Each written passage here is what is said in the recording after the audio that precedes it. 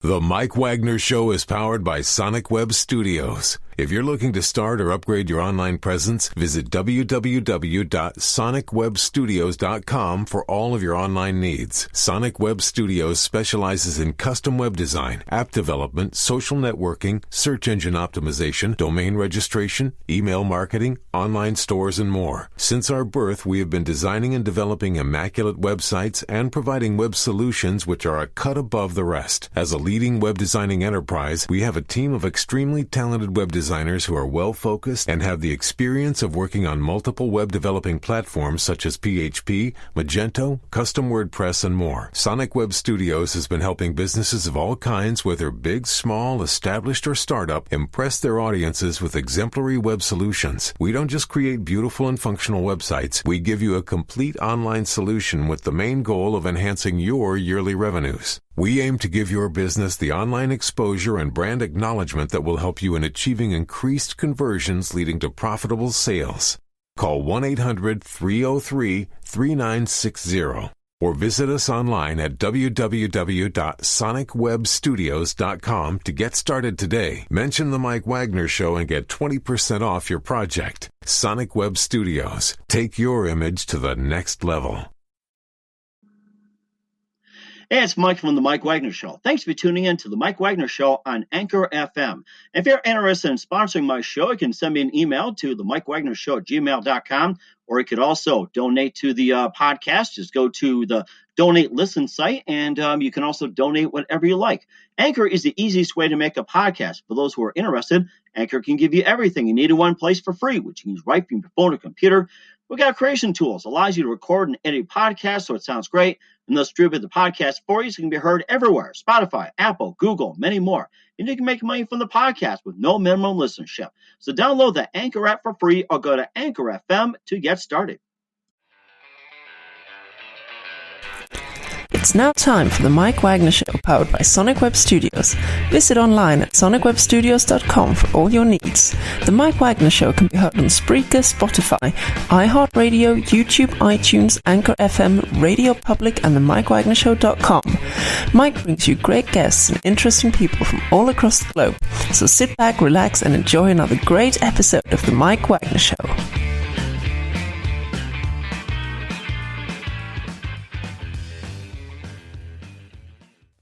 Hey everybody, it's Mike from the Mike Wagner Show, powered by Sonic Web Studios. Visit online at sonicwebstudios.com for all your needs. Look on a professional website without breaking your budget. Sonic Web Studios is the answer. Sonic Web Studios offers fast, affordable custom web designs that blow the competition away. Call today at 1-800-303-3960. That's 1-800-303-3960. Or email to support at sonicwebstudios.com. Mention the Mike Wagner Show, get 10% off your first order. Sonic Web Studios, take your image to the next level. Also, the Mike Wagner Show can be heard on the MikeWagnerShow.com. You can check our Facebook page at facebook.com/the Mike Wagner Show.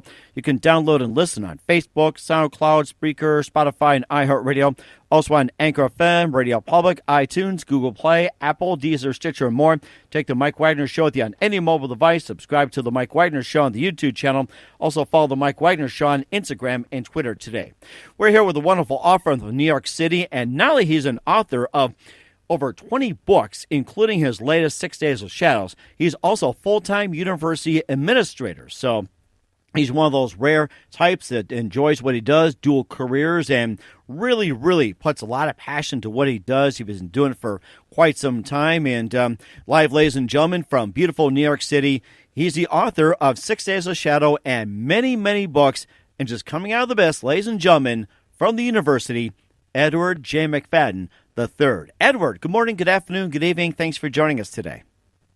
Sir, how are you? How are you, Mike? Thank you very much for having me. I appreciate it. Hey, I'm doing great. It's a pleasure to have you on. So you're based out of New York City. You've been an author for quite some time. You have author of 20 books. You got the latest ones, 6 Days of Shadow. You also had Shadows of the Abyss, Sea Tremor, Shadows and Reflections, Primeval Valley, and a lot more. And you've got about 20 books in the works. We'll try to cover some of those. We'll get to your latest. And you're also a full-time university administrator. And before we get to all that, tell us how you got started in writing. You know, I guess the bug got me with Tolkien. You know, I was one of those kids that just, you know, I think I was maybe 11 or 12, and I wasn't a big reader. I was, into other things, as most, young boys are. But then I read The Lord of the Rings in 7th grade, and it really kind of bit me, and I kind of wanted to do that. That was like my first remembrance, my first inkling that I kind of thought, hey, I kind of want to do that. I want to make people feel that way. It was the first time I was kind of like, not upset, but, I guess upset is the right word, that the story had ended, and I felt good about it. I felt bad about it. I had never had an emotion like that with a book, from a book before. So that was the initial thing that kind of planted the seed. And then over the years, there was many other things that slowly kind of led me that way. But it took me many, many, many, many, many years to get serious. So from 12 till I didn't get serious till I was about 45. So there was a pretty big gap in there. Yeah, there's a pretty big gap in there. That is amazing. You're also a full-time university administrator. And tell us where you teach, where you work at, and what do you do? Yeah.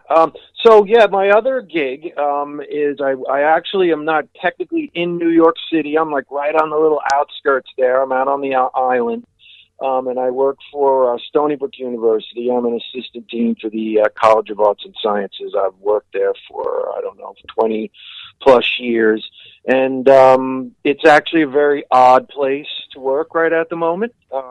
We can circle back to some of my apocalyptic work and how someone like me kind of is navigating this type of environment these days. But the university is particularly odd. Stony Brook is a university center here in New York, and we have 25,000 students on campus at any given time. And I am an essential employee because I'm a dean within the college, and we are actually still delivering all our classes. Every class that we started in January will finish, will complete. Every student who's supposed to graduate will graduate. But it's been quite a strain. It's taken a tremendous adjustment, and things have changed, just like in all our lives. I think things have changed at the university that will never change back. Some things are changing for the better, and they're going to stay that way. But it's very weird being on campus. I mean, there is nobody. Mm-hmm. I took some, it's like, to segue into the apocalyptic stuff, it's like, even during Christmas, I like working in between Christmas and New Year's because it's typically very quiet and I can get all different things done and there's nobody bothering me. But even then, there's a stray student. We have dormitories all over the campus, so there's always a stray student or two around or whatnot. But these days, it's like me. The joke I was telling my family yesterday, we did one of these distant Easter gatherings yesterday. And I know how that goes. In my in-laws' backyard, and I was joking with my brother-in-law that Thursday it had rained. I try and take a walk. I have to get out of the office now because now I'm glued. I'm at work, but I'm actually glued to my screen more than ever before. So I have to get up and actually just, take a walk, and it was raining on Thursday, and I was walking around the building with my shirt off. Now, these are areas where there's normally, thousands of kids milling around and walking around, and there's just absolutely nobody. So it's very odd, and it's very different, once in a lifetime kind of thing for me. Mm-hmm. Like everybody, I guess, right? Very rare type of situation. It sounds interesting. You talk about the apocalypse, and tell us about how you got interested in it. You know what? Basically, like everything I think with my writing, it ties back to some form of entertainment or enjoyment. I'm somewhat, I don't use the word scholar lightly because I work with and for real scholars, so I don't use that word lightly, but I'm somewhat of an apocalyptic literature scholar. I have read all the classics, Last Babylon, On the Beach, Earth Abides, all these very classical apocalyptic stories that, were written in the 40s and 50s. And of course, most of them were based on nuclear fear and the fallout of nuclear fear. And then, the current generation. I mean, I have a book called Keepers of the Flame. It was supposed to be out. I was going to plug it on your show right now, along with 6 Days of Shadows. It was supposed to be out about 45 days ago, and it's been essentially bumped. I mean, it's about the world ending and a virus that takes 14 days to get around the world. And, the publisher, I guess, decided that at this point in time, that's not really what people are interested in reading. So they bumped it, and they bumped another one of my other books up the production chain. So they're going to release that instead. Mm-hmm. So it is changing how even publishers kind of look at things, and and how entertainment is how people are going to process this kind of entertainment in the future. It really worries me. What draws me to it, to take a long way around back to your question. I don't know.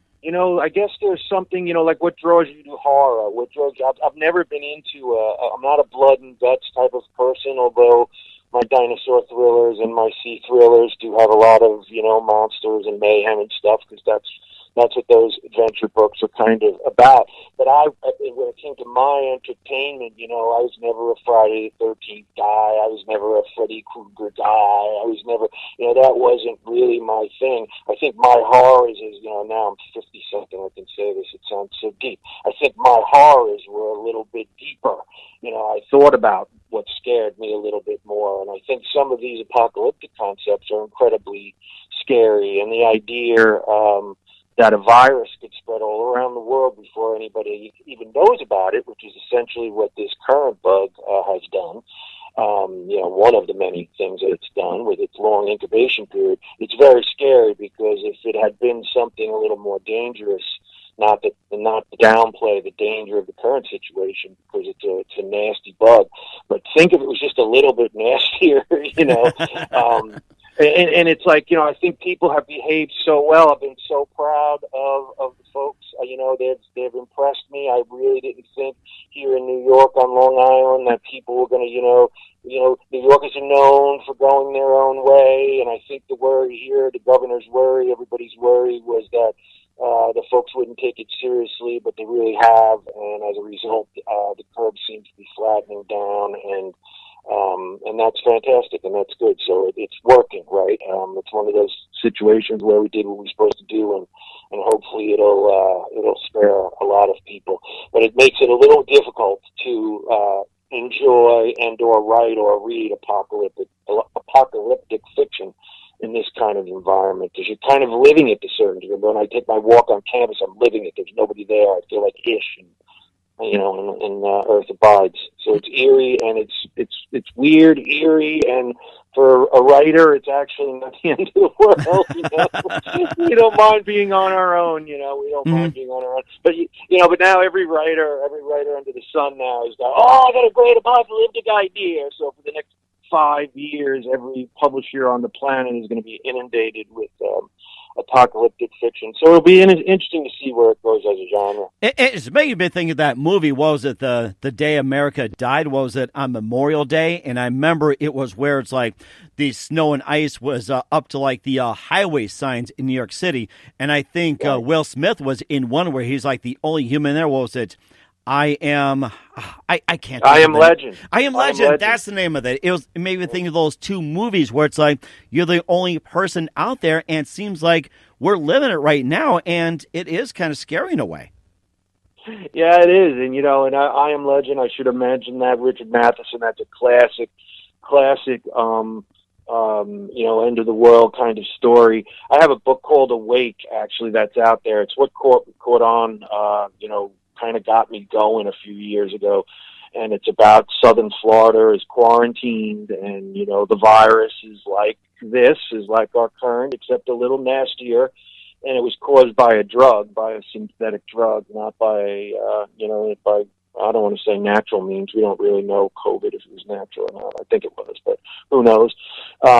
So this has been explored, right? This idea of a disease, wiping out mankind. It's been done a million times. So I think that's what makes it even a little scarier.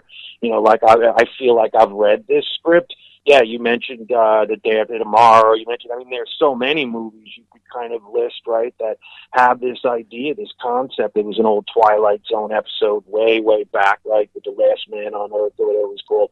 And they resonate with people for some reason. And, you know, it resonates with people in different ways. Some people get very, very afraid, like my wife. She doesn't even like the little piece of plexiglass between her and the cashier at the grocery store. Oh, because, my you know, goodness. That's all over the place. They put even, like, what, saran wrap between the two. Yeah, you know, it's just like, you know, it's like some people are more, they connect on more of a level like that, and that little thing in between them is a barrier that they're not comfortable with. You know, personally, that kind of stuff doesn't bother me at all. Very early on, I told all my friends that have little kids, I said, this would, because they were like, oh, the kids are going crazy. I said, no, it's very easy. Your house is a spaceship, outside is space, and your inside doormat is an airlock. And just pretend it's a game, and you know, and essentially that's what I do every day. I come in, I take my clothes off on the back, I hang them, I'm in my ship, right? So it's like I feel like I am living some of these stories. It's quite odd. It does sound quite odd too, and of course with the pandemic that's been going on, and how long do you think it's going to be? And also another question is, once this pandemic is gone, who knows how long that's going to last? Will we ever return to normal, or are we going to stay in this bubble where it's like we have to be inside, you have to be careful and everything? It's like, is it going to be where we're going to be careful permanently, or just go back to where we were before the pandemic hit? Yeah, I mean, that's an excellent question. And, you know, there's a cup half full and a cup, you know, half empty answer to that question, right? I'd like to think that, like New Yorkers and others around the country have stepped up and taken this seriously, that we will continue to. But, you know, Americans, I won't even say Americans, people have the attention span of gnats. And as soon as the danger, you know how it is, man. And as soon as the danger disappears, we'll start to get slack again. However, I think that this did leave a permanent, you know, mark. School is not in session here. I have a daughter who's a senior in high school, and she might not have her graduation, and she missed her senior year of playing golf, and she's missing all kinds of fun things. So it is having, you know, a real impact that I think people will remember, and I think that's the key to it, Mike. I think people have to this is one of these things that we kind of have to remember, so that it doesn't happen again, because I think this will happen again. And I think it was good that, you know, and it's going to happen multiple times as more people around the planet start moving. These diseases are going to move, and it's inevitable that this is going to be, you know, just like we have a bad hurricane every 5 or 10 years. Unfortunately, I believe this is the new norm. So there are certain things that will never go back. My prediction is, you know, planes. I mean, you know, everybody carries those stupid pillows that they don't use, those horseshoe pillows. I've carried mine all over the planet. I never use it. People are going to have fly masks now. Everybody's going to have a fly mask that they bring on the plane. I think that's a new norm just because of the uniqueness of a plane and the way the air is circulated. You know, on campus, to bring it back to campus, you know, we have a decent-sized Asian population, and I've been seeing, you know, Asian students have been wearing masks on my campus for 20 years. It's a thing of respect. If they think they're sick, they wear a mask because their culture has been dealing with this. They have been dealing with this for much longer than us. And so they're much more prepared. As far as when this will end right now, I think, you know, it's going to be a couple more difficult months. And then on top of that, I think what you have is, you know, there's a reason this is 19, right? It's COVID-19 because there was, you know, 18, 17, and so, you know, these things are alive. They're a virus. You know, there's a P3 at the university, and all the professors do there is try and kill these things. Drug-resistant tuberculosis, all these bugs that have gotten around. I joke that it's like the tax code, the U.S. tax code. They make a law, we find our way around it. They put up 5 new walls, we find a way around those 5 walls. You know, and it grows exponentially. And in a way, you're making the bugs stronger as you try and kill them. So that is also my worry. So maybe not 19 next year, but, you know, what is the next bug going to be? When they have the vaccine and they knock 19 out, you know, what's 20 going to be, or 25, or, whatever the next one we hear about is, it's going to be stronger. I think that's a given. So some of these things we're learning now, these precautions, these permanent changes that are going to be made. My wife says, "Oh, it's one way in the supermarket now, or the aisles," and you say to yourself, "Well, why the hell wasn't it always that way?" And I think there's a lot of kind of things like that that are going to come out of this that are going to be good. So there's not going to be as many common colds, and there's not going to be many regular flus being passed around because of that plexiglass. We're finding out that supermarkets and some of these other areas are hot spots. Not that this is, not that we didn't know this before, but, it was like what you were saying at the beginning. Bird Hand kind of teaches best. Now that we've gone through this, and, this is not BS, folks. This is not, a fiction book. This is not I Am Legend. This is real.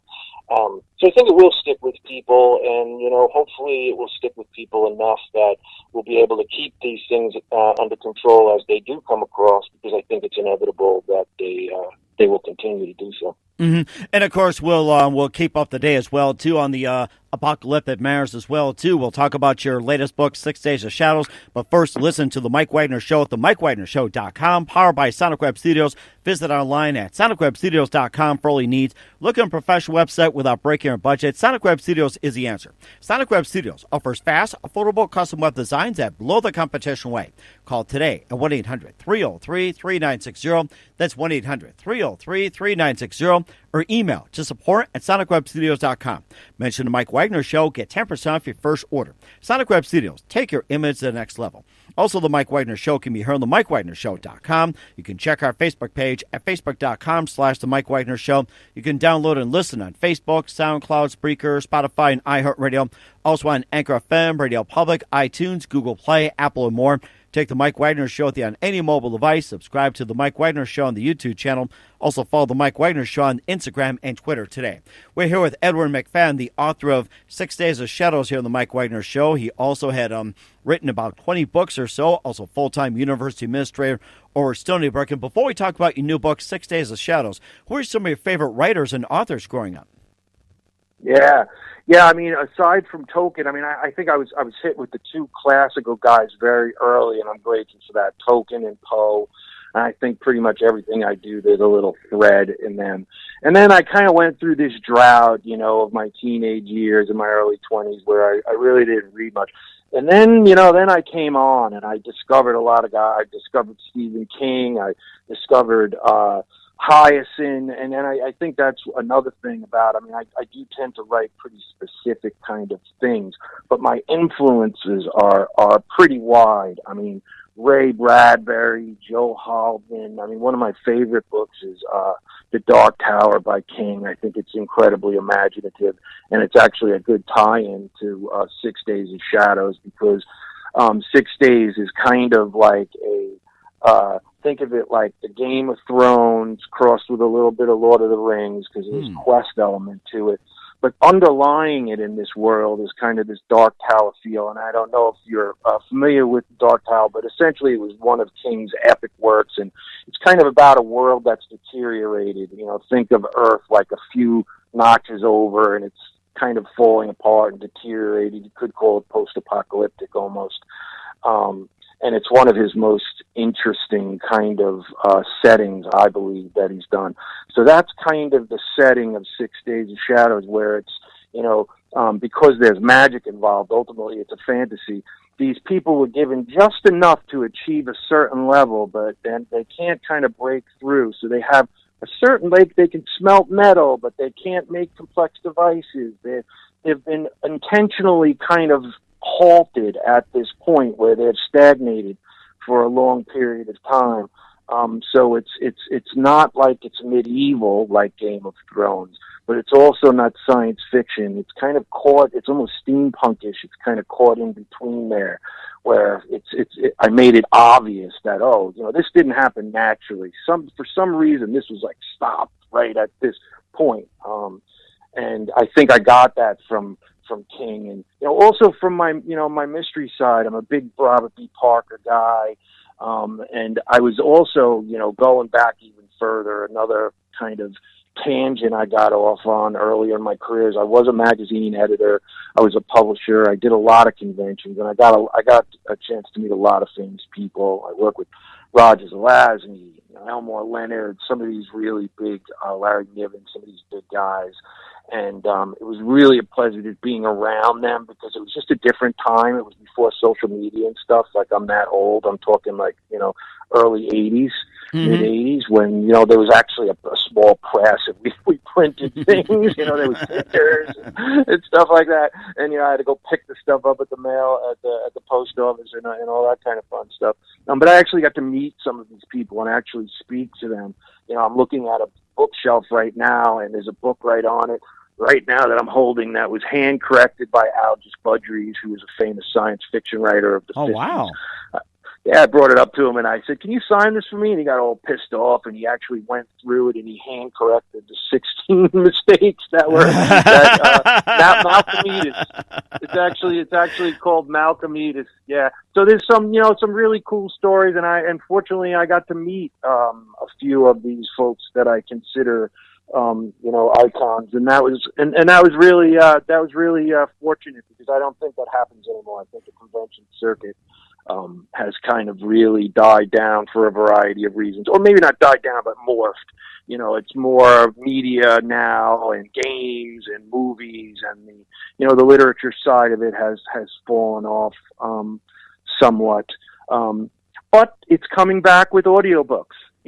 And that, unfortunately, the audiobook, as we talk, the audiobook for 6 Days of Shadows isn't out yet, but it will be. So if you're listening to this, folks, and audiobooks are your thing, just give it a little time, another month or so, and it should be out. Everything's just been so delayed because of the current scene. But I'm kind of an audiobook guy. I mean, I don't know if you've ever heard of Whisper Sync.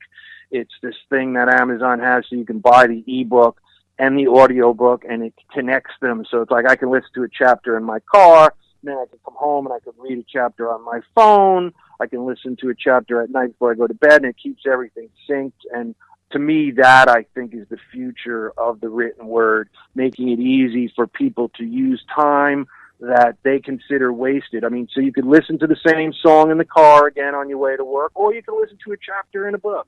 And I think that's kind of the future of my entertainment, books, is audio. It's a high growth market. That's one of the things that Beacon does really well. The folks who published 6 Days, they have a nice big audio division, and that's really important to me, because I want to make sure I have growth in that area, because it's definitely 40% a year growth. It's a big growth area.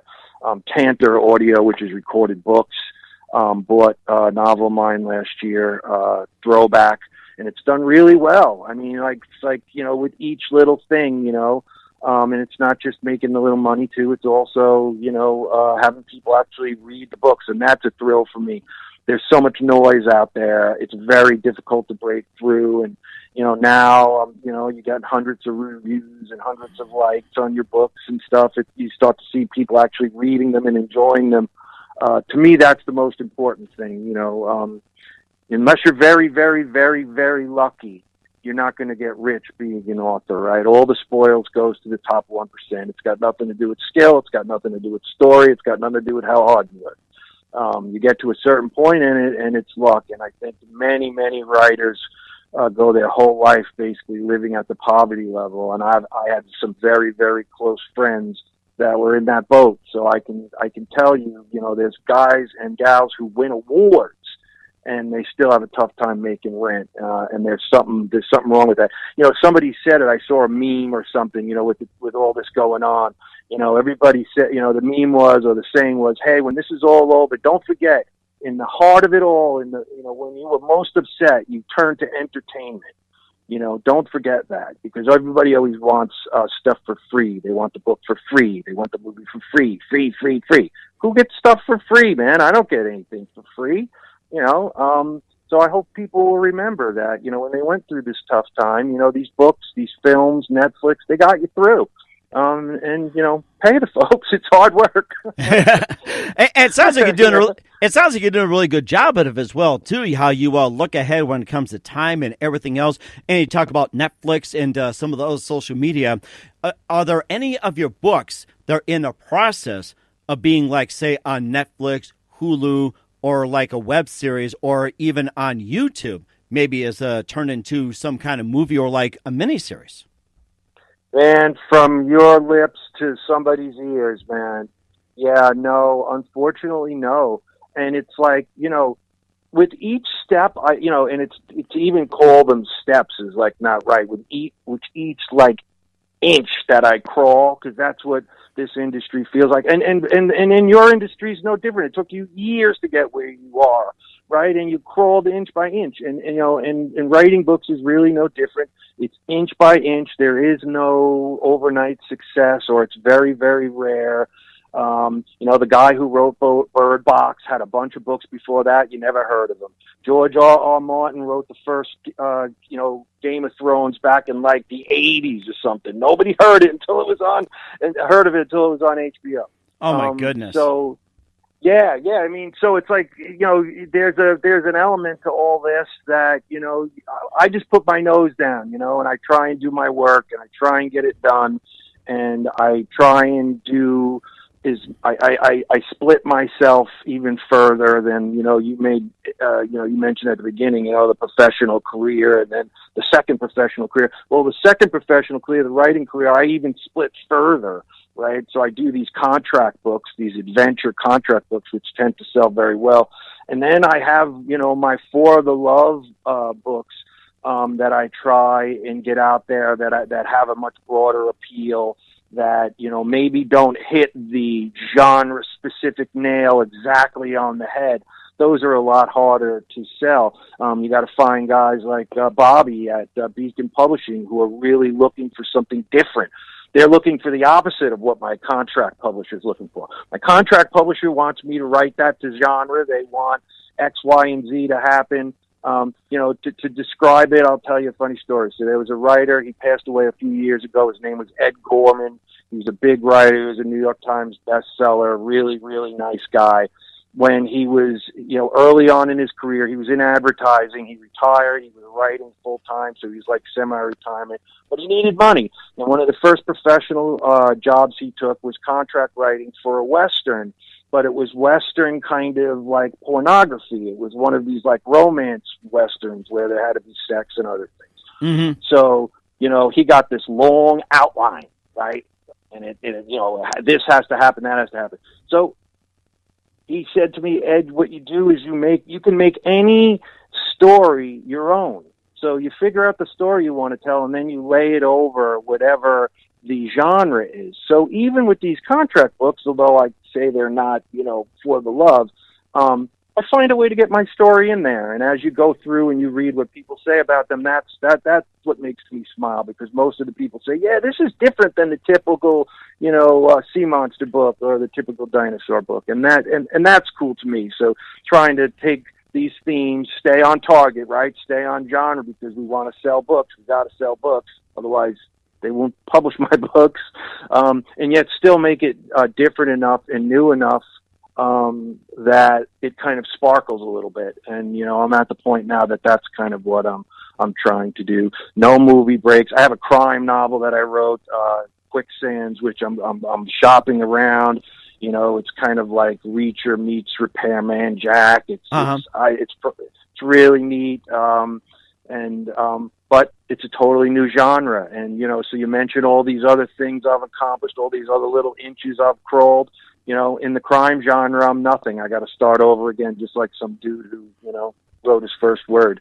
Mm-hmm. So it's tough. So you keep your nose to the grindstone, just like you do. Mm-hmm. Yeah, you're doing a great job of it as well, too. You talked about crime novels, also sea monsters, and abyss, and also apocalyptic. And any chance of a possible novel about time travel? Oh, let's see. Do I have time travel in there? I love time travel. I have a novella that I wrote years ago called Anywhere But Here, which is all about time travel. I think you can still get that audio book. Trying to think if I have a bunch of short stories. I love time travel stuff. I love time manipulation stuff. I love any story that messes with time, that makes you think about time in a different way. It's just really hard. It's really hard to execute. So like, I'll have a lot of cool, like, time related ideas. And then I'm like, yeah, you know what? It's kind of hard to execute. And the more complicated a story gets, the narrower your market gets. So it's like, a lot of times I have to start shaving things off. And time travel, you can't do that. When you're messing with time travel, you have to kind of keep everything in order. You have to be really specific and really precise.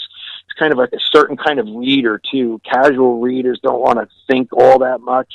Time travel, we're not talking, Back to the Future here either. I mean, right. Clearly it could be a very simple thing. And of course, now it's coming to mind. Throwback, right? Okay, I wrote Throwback, a couple of years ago. That's the one that was bought by Recorded Books. It's one of my bestseller books, and it's about astronauts in the International Space Station, and a space cloud kind of blows through the solar system, and it sends them back in time to the Cretaceous period.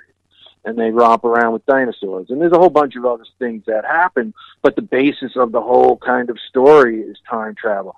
Time travel lets you do all this neat stuff. I mean, Planet of the Apes. I mean, what is cooler than Planet of the Apes? I mean, is there a cooler story than Planet of the Apes ever? So it's just so much you can do with time travel. I love it, and I definitely see myself doing, and actually now I think about it, there's a little bit of time travel in Our Dying Land also. So I have kind of dabbled with it. I've never had it be the primary focus of a novel, but you know what? I would really love to. I think, down the road, as I grow, that's kind of the other thing. I'm still growing in this. It's like one of those things where every time Marion Zimmer Bradley, I don't know if you've ever heard that name, she said once to me, she said, everything you write you think should be the best thing. If that's not the case, then you're doing something wrong. So just like anything, like your show, right? You want every show you do, this one should be better than the one before. At least that's your goal, right? So that you're always getting better, you're always moving forward. So as I get better and as I progress, I think I'll be able to tackle some of these more complex issues in a more competent way. It's just like I just got a novel back, Drop Off, a sea thriller that'll be out next year, from one of my beta readers. And he said, you know what, man, the main character is always a guy. Why don't you try and make it a female for once? Yeah. And it's like, that's so easy for just, some editor to say, right? And it's like, I'm not going to lie. I don't know if I could pull that off. I always put strong female characters in my books. I'm always very diverse. I go out of my way to make sure I am, but that doesn't mean I can write an African American character from from their POV or from a woman's POV. I do my best to tell the story of these people through a male's eyes because that's how I see it. But I just, like time travel, I just don't know that I have the chops yet to really do a great job writing from a female perspective. I just, I'm not confident enough to give it a go yet. And of course, we'll talk more about that and some other ventures. But first, listen to The Mike Wagner Show at themikewagnershow.com, powered by Sonic Web Studios. Visit online at sonicwebstudios.com for all your needs. Look at a professional website without breaking your budget. Sonic Web Studios is the answer. Sonic Web Studios offers fast, affordable custom web designs that blow the competition away. Call today at 1-800-303-3960. That's 1-800-303-3960. Or email to support@sonicwebstudios.com. Mention the Mike Wagner Show. Get 10% off your first order. Sonic Web Studios. Take your image to the next level. Also, the Mike Wagner Show can be heard on themikewagnershow.com. You can check our Facebook page at facebook.com/The Mike Wagner Show. You can download and listen on Facebook, SoundCloud, Spreaker, Spotify, and iHeartRadio. Also on Anchor FM, Radio Public, iTunes, Google Play, Apple, and more. Take the Mike Wagner Show with you on any mobile device. Subscribe to the Mike Wagner Show on the YouTube channel.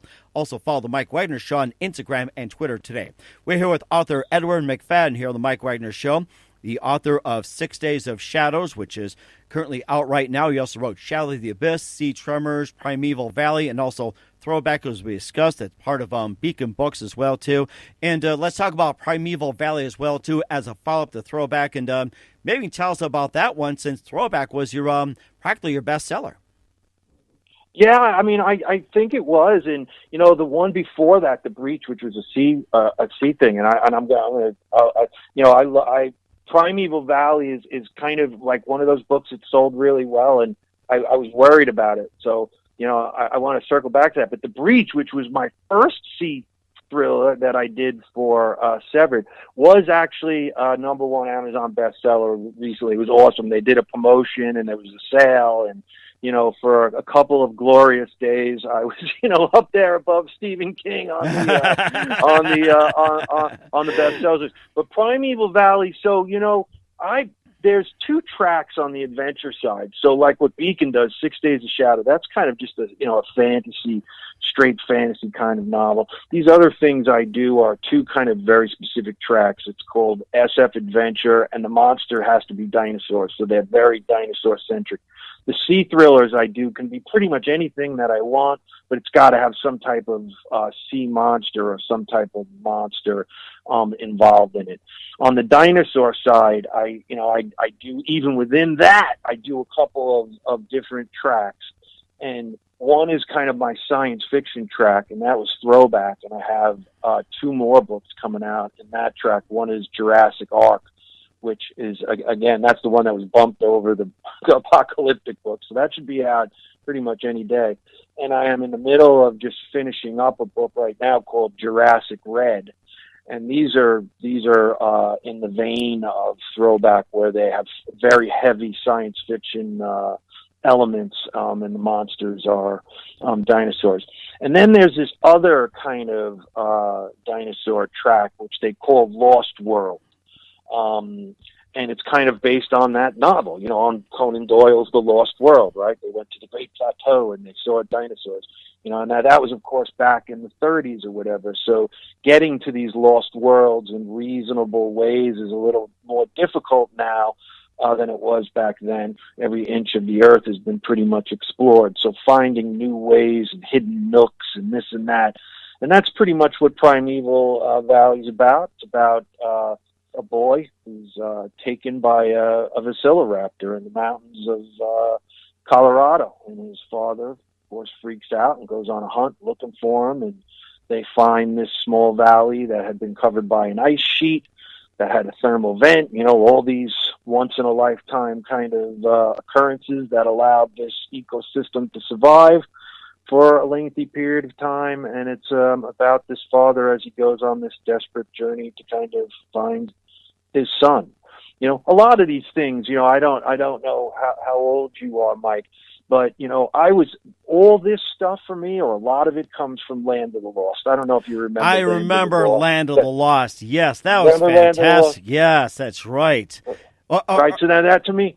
Or what was that? It had Wesley Urick, Kathy Coleman, and I think it had, I'm trying to think of the Karate Kid, and I can't think of the name. So I remember watching. You're better than me. You're better than me with the names.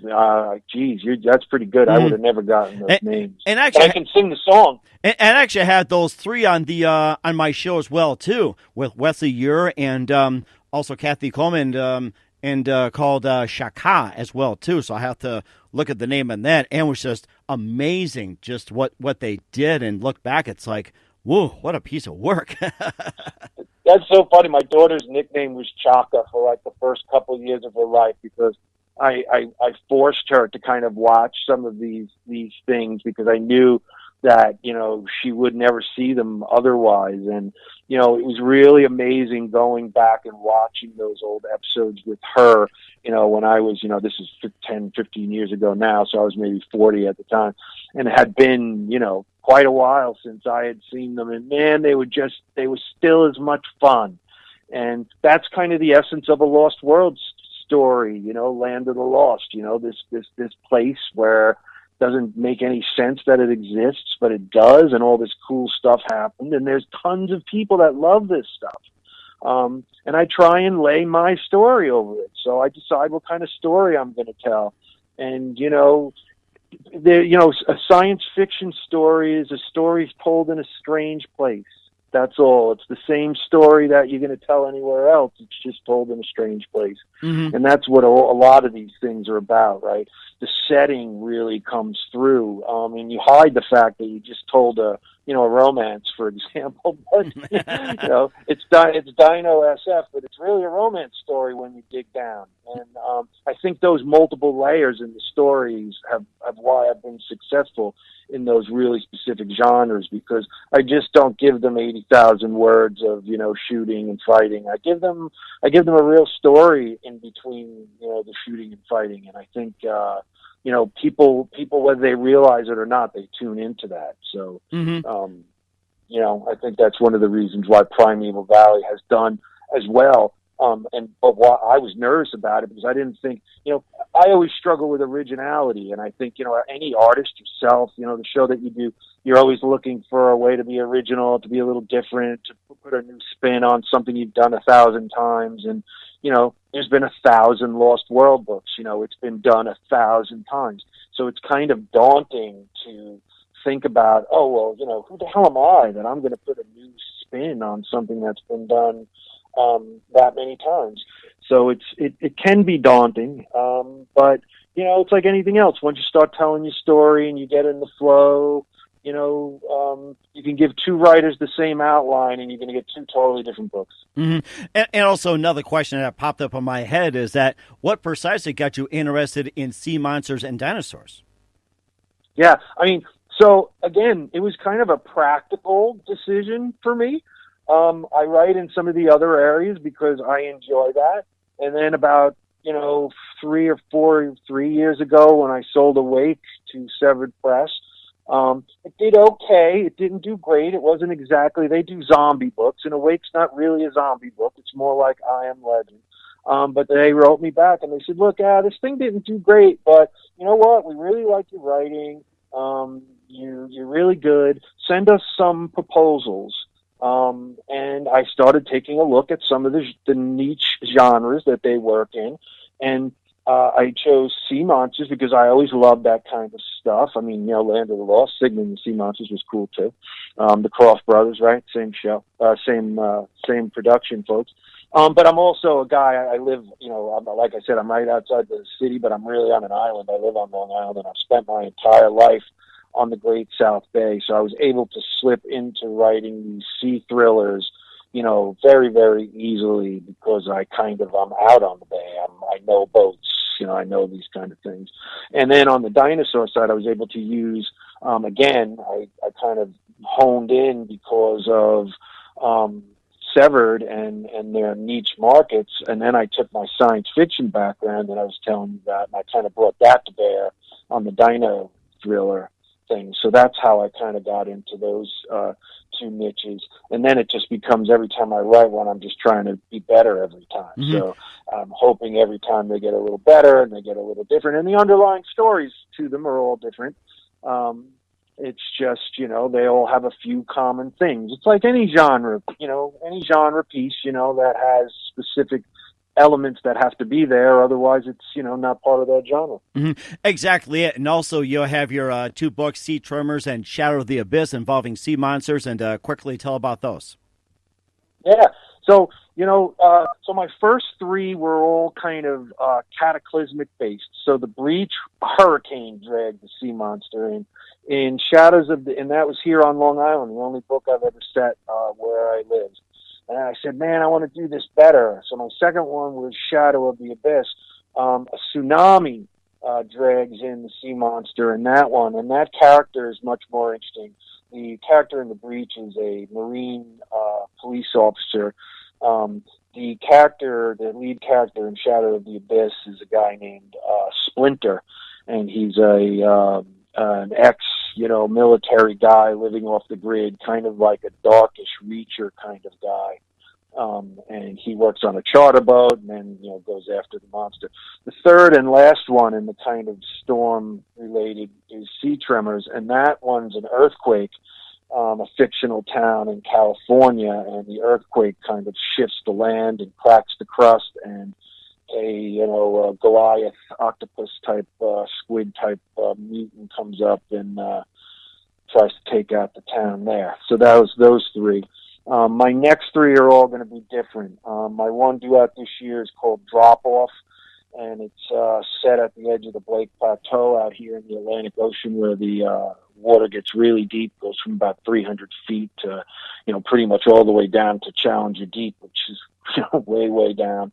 And it's about a die-off, and there's a marine station, a collection of boats that have kind of created a base to study the die-off. And, of course, we have mutant sea creatures that come up and attack the base, and that's what the story's about, and about the people who lived through it. And I'm not really sure what my next two are going to be about yet. I have a bunch on the board, and when I turn one in, I normally write a proposal and get the contract for the next one. So when I turn in drop-off in a few months, I'll crank out another proposal, and that'll be what happens. But that's the plan. Sounds great. Okay, we're looking forward to that. Once again, Edward McFadden, author of 6 Days of Shadows and More, here on the Mike Wagner Show, part of Beacon Books. A big thank you very much for your time. You've been fantastic. Looking forward to having you again soon. You've been fantastic. Just a couple of things. Who do you consider biggest influence in your career? Biggest influence in my career? God, that's a tough one. I guess I got to say Tolkien, just because, he started me off. And, I'm 51, so this is before there was movies and before everybody, was on lunchboxes and stuff. So I'm kind of a little embarrassed. But I also got to throw Stephen King in there.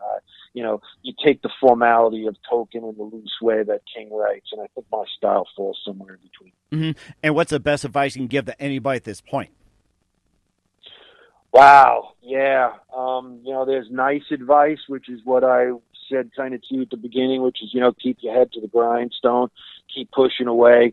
And not so nice advice would be, if it were me talking to my 20-year-old self, I would tell myself to explore other avenues of creativity, maybe film, voice, something else, because unfortunately the printed word, is in for some rough times. The millennials, my daughter's generation, the younger generation, they're much more triggered by media, by sound, by visual, even more so than you and I were. And, we were children of the TV, generation, right? And our parents called us, we were glued to the box and our Ataris.